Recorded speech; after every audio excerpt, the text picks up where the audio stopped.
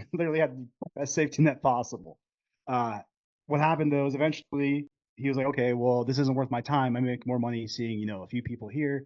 And realistically, we'll go through some math tomorrow, but you can realistically see 12 people a week as a cash-based PT and easily make $20,000 if you're charging appropriately. We'll go through some of that stuff tomorrow. But with him, what happened is his job eventually pissed him off enough that he quit, and then he just hit his first 10K month, and now you're continuing to grow, correct? And just tell more of your story. You're muted, so. No, I'm good.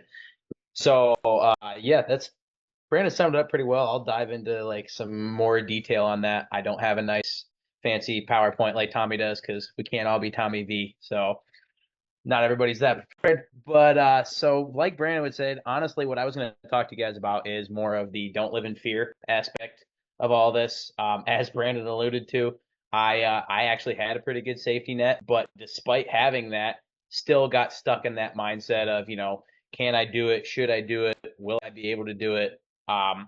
And that held me back for a while on top of, I didn't have any reason to not to other than just that fear of non-success, which I think ends up holding back a lot of people. It's really that fear that cripples people.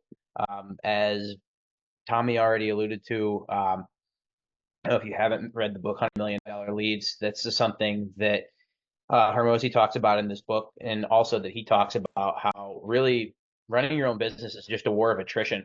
It's nothing more than you want to have that ability to give people a good product and you want to have it, or a good service and do it quickly, or a good product and do it quickly and offer them good results. But really, if you want to have success in this, it's just not giving up.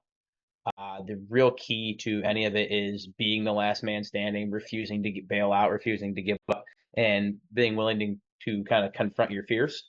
And I can tell you from firsthand, as well as watching people in this group, you'll never work harder than when your own ass is on the line. It's as simple as that. Like when you have put your own self at risk rather than having that safety net or those golden handcuffs of a job, you will work as hard as you possibly need to make that possible. And that's not to say that it's easy. I mean, because I like kind of Brandon alluded to, it's been only about 3 months for me now, really, where I actually quit. I went to part-time back in March at the other crappy job that I had. Well, to backtrack, at one point I was working 5 different jobs.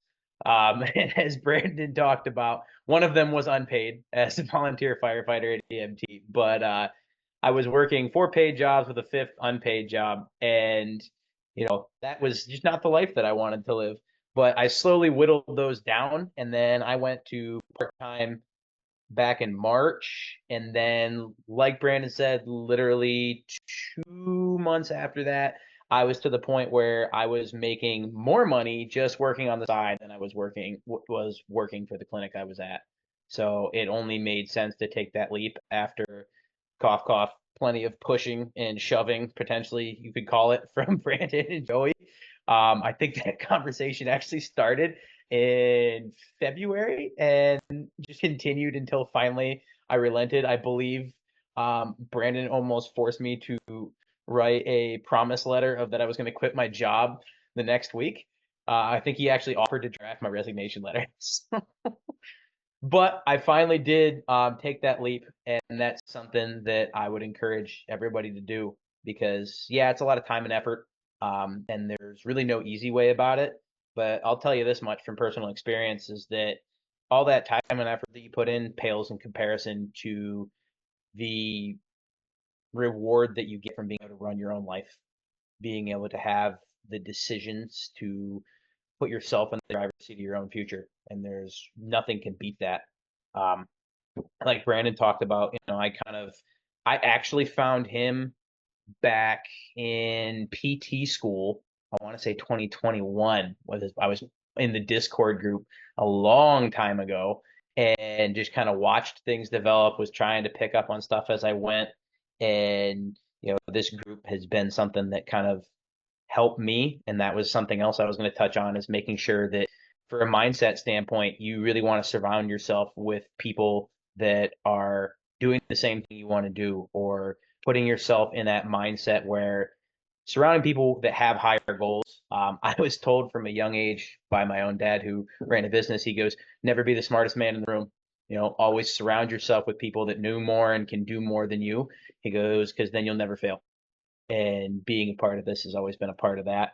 That's kind of how I've always looked at it. And these guys have helped me a ton. If it wasn't for them, I wouldn't be where I was. I mean, Brandon wanted to talk about numbers. I was just doing the math really quick. I, at this point, am now making 3 times the amount monthly of what I was making working for somebody else. And I'm doing it for me, and I get to make the decisions.